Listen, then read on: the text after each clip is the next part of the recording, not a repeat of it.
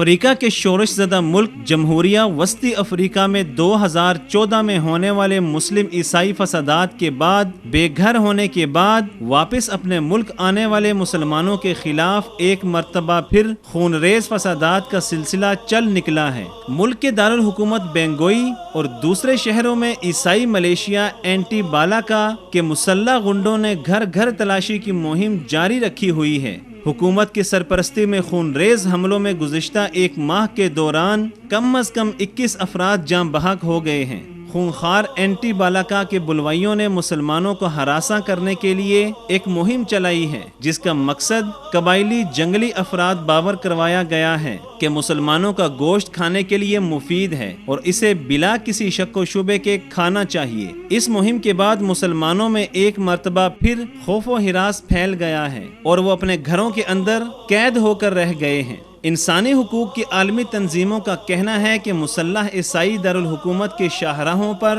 دندناتے پھر رہے ہیں اور وہ کھلے عام مسلمانوں کو للکار رہے ہیں، اور جہاں بھی انہیں کسی مسلمان کی موجودگی کا پتہ چلتا ہے وہ اس کو پکڑ کر قتل کرنے کی کوشش کرتے ہیں۔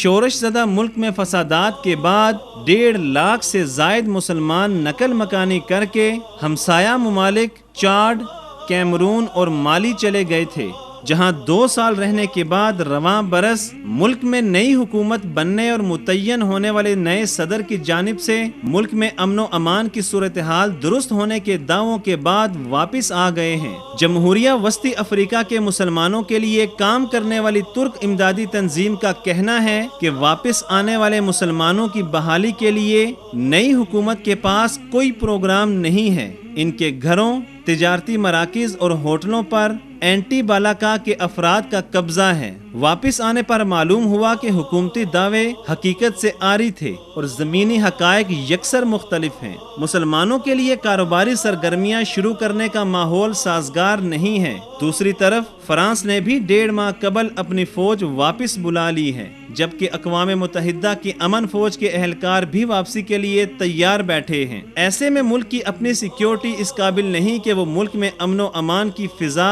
بہتر بنائے۔ میڈیا رپورٹوں کے مطابق مسلح عیسائیوں کے جتھے مسلمانوں پر حملہ آور ہوتے ہیں اور وہ انہیں قتل کرنے کے بعد ان کی لاشیں سڑکوں پر پھینکتے اور گھسیٹتے ہیں۔ واضح رہے کہ جمہوریہ وسطی افریقہ میں دسمبر 2014 میں شدید بحران شروع ہوا تھا۔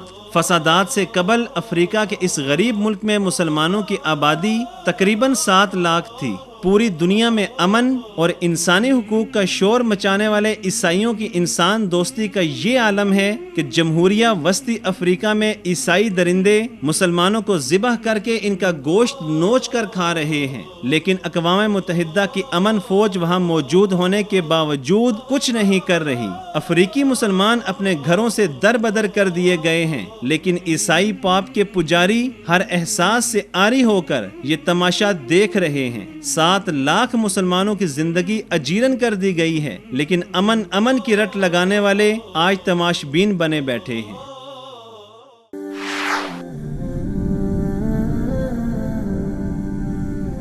وصال اردو، حق کا راہی